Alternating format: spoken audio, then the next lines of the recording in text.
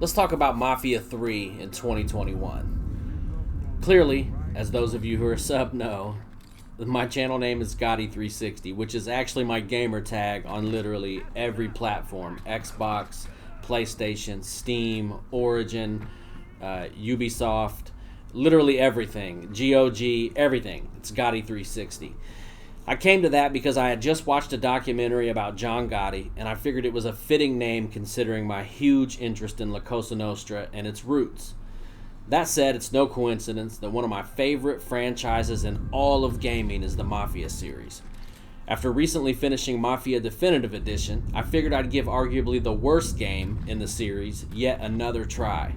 Look guys, when I say I have started and stopped this game probably 20 times, it is not an exaggeration. The mission structure early on was just so repetitive. Attack the rackets, weak points, kill or spare the underboss, and then kill the main boss. Rinse and repeat over and over until the game is finished. And that's what caused me to quit playing the game. But I went back to it, I beat it, I currently beat it on the PC. I'm playing on a Ryzen 3900X, a 2070 Super, because you can't find a GPU anywhere, 32 gigs of RAM, and I can say the game has come a long way as far as performance. Playing at 3440 by 1440 on my ultra wide with G-Sync, frames will go anywhere from 90 even all the way down to like 56. But I'd say for 90% of the game, we averaged about 70 to 75 frames. So the performance is perfect, and with the G-Sync, you're not gonna feel anything that drops. So anyway, after all my attempts at trying to like this game, I finally decided to play it, take it for what it's worth, and see what I could get out of it. And I took a few things away from it that I want to share from you guys, especially you guys who are fans of the franchise. Number one, the environment is awesome. From the swamps to the city, New Bordeaux nails that authentic New Orleans. It just feels like New Orleans. It's just awesome. Number two, the soundtrack does an excellent job because it just completely nails the era of where you're at in this particular time.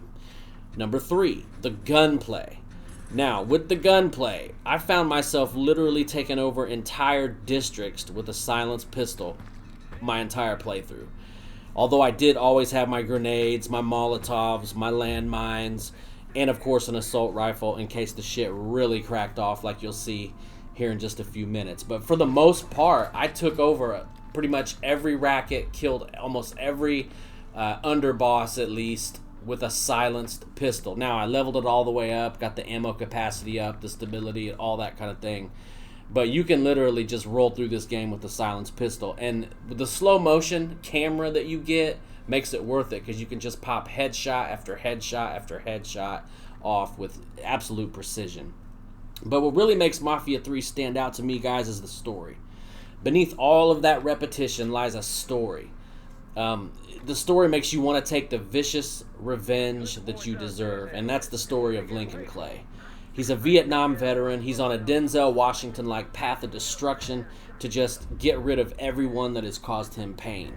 The voice acting is top-notch. There's a few people I had no idea, like comedian Joey Diaz. He's in the game. I thought that was super dope. But it all comes down to Lincoln Clay at the end of the day. When you finally sit down and play this game and truly give it the chance that it deserves, you realize that Lincoln has a story to tell. You feel his pain. You feel the hatred that just burns through this man's soul that wants to get revenge. And let me tell you, when you finally finish the game, you feel like you've accomplished what he set out to do. Look, guys, for me, Lincoln Clay is one of the best characters ever created in gaming, and I am not kidding you. He is vicious, he is ruthless, but he's also got a heart. He also gives a shit. And that's what makes him so profound. He actually gives a shit enough to go on this absolute rampage of terror across New Bordeaux to get the revenge that he needs. That being said, Mafia 3's story is also one of the best in the series. And I just hope that in Mafia 4 we see more variety as far as mission structure and that kind of thing. But if you're on the fence and you love the franchise, trust me when I say, guys, go back, play the game, get through the first 5 or 6 hours, 7 hours, get through that, and I promise you, the gunplay and the story makes up for the repetition. It almost saves itself from the repetition of the story structure. Let me know what you guys think in the comment section about Mafia 3. Are you tempted after watching this to go back to it? And are you excited for them to announce, whenever they do decide to do it, Mafia 4? I'm going to let you guys go. Chime off in the comment section. Gotti360. Keep it gaming.